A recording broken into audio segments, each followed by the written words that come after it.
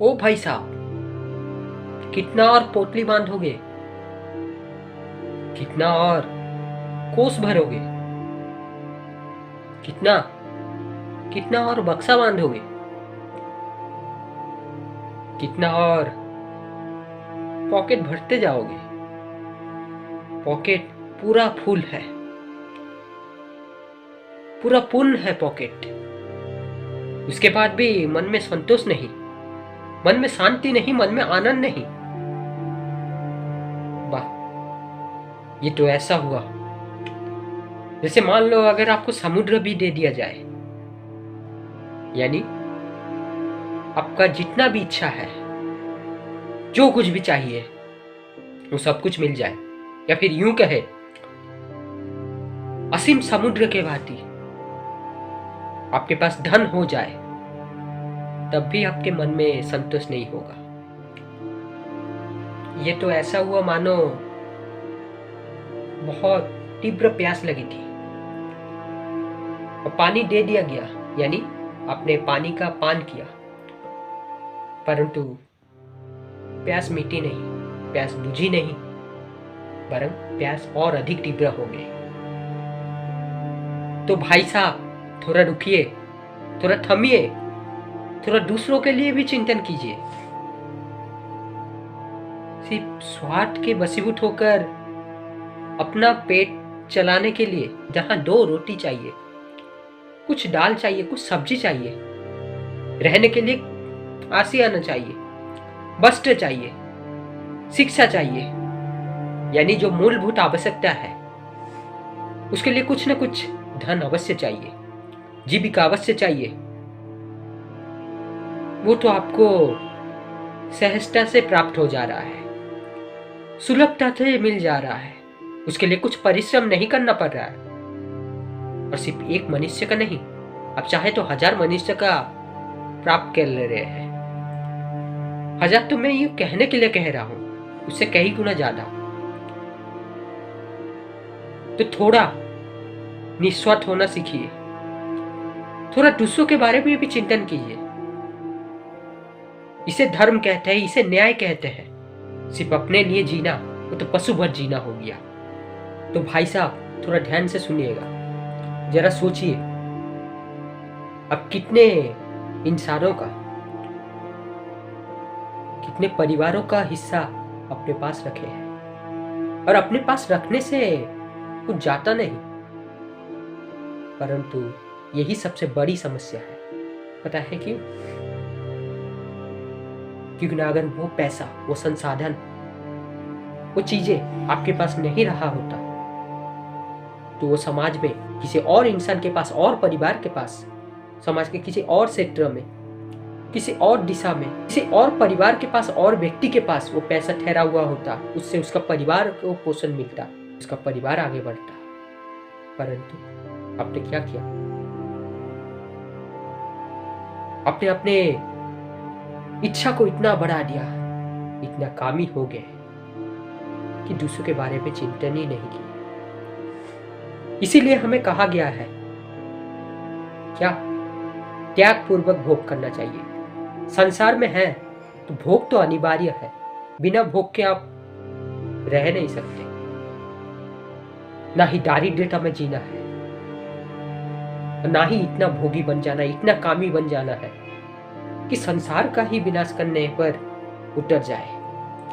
पर्यावरण के बारे में नहीं सोचे, किसी और के बारे में नहीं सोचे, पशुवत आचरण करने लगे, राक्षसता को अपनाने लगे, आसुरिक हो जाए जीवन शैली।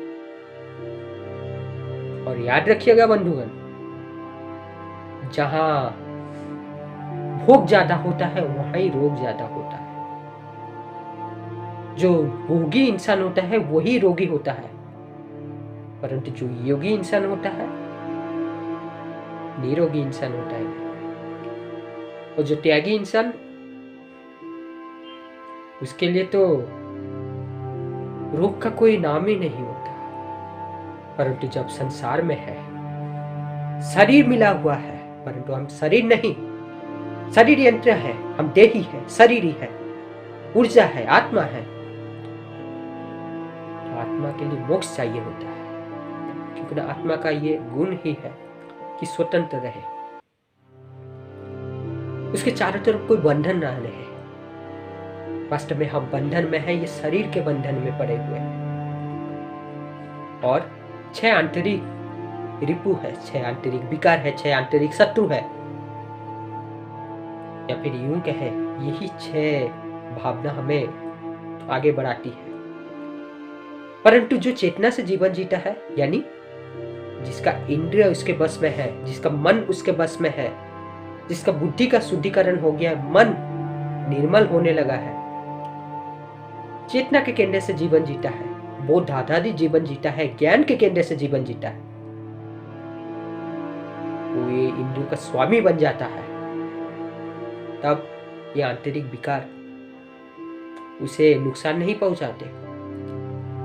अपितु यूं कहिए, ये 6 आंतरिक विकार हम जिसे कह रहे हैं, क्या क्या है वो?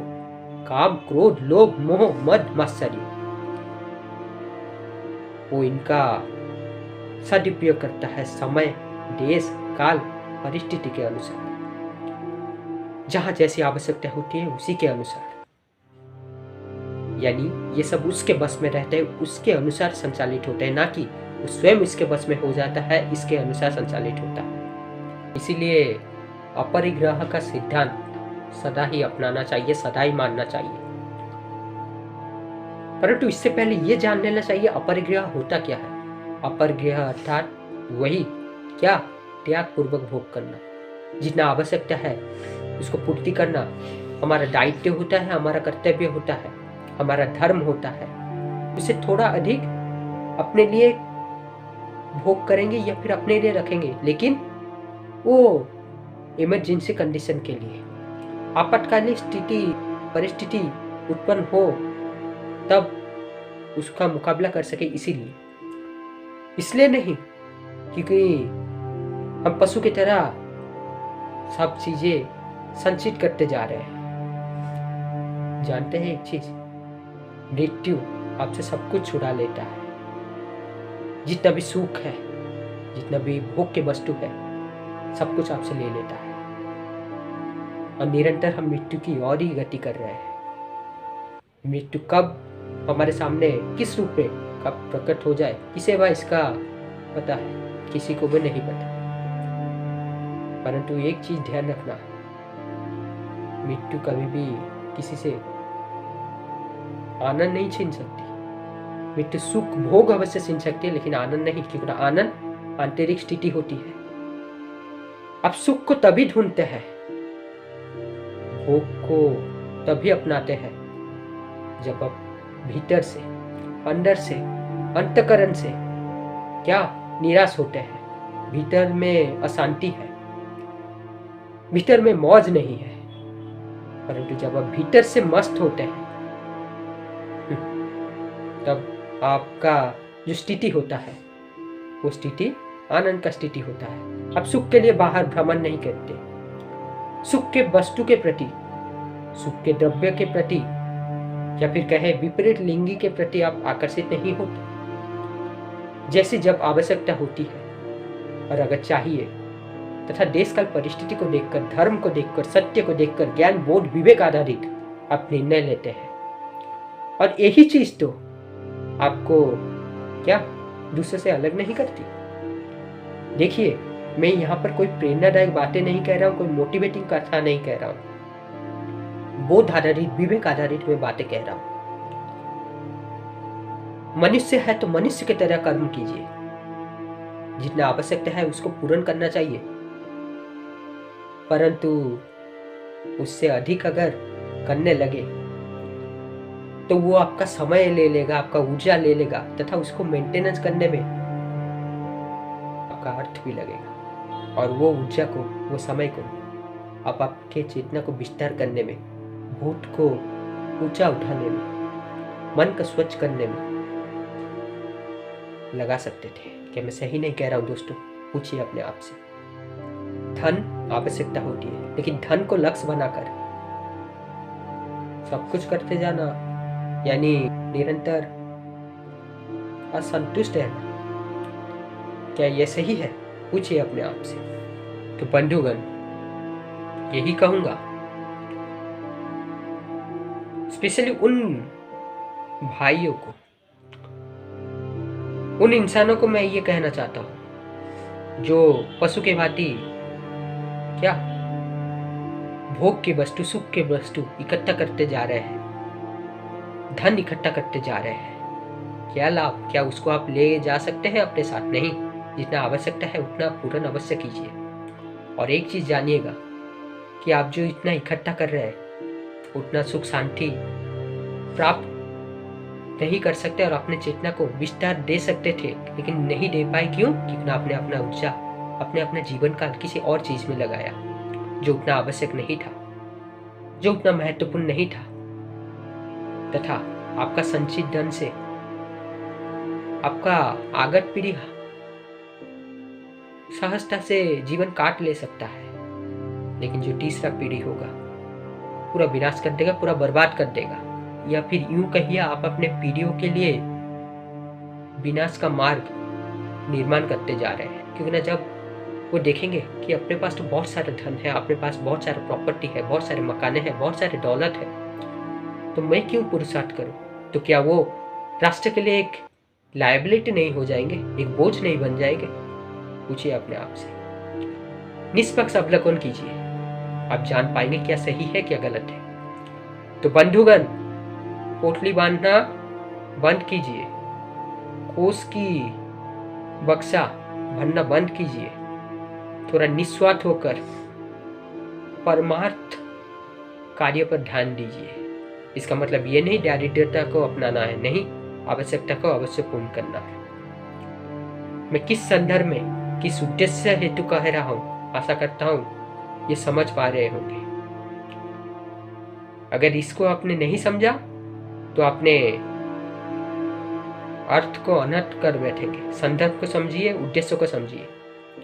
मैं यहाँ पर कभी भी ये नहीं कहा कि धन मत कमाओ, धन को त्याग दो, और ना ही मैं कभी कहूंगा।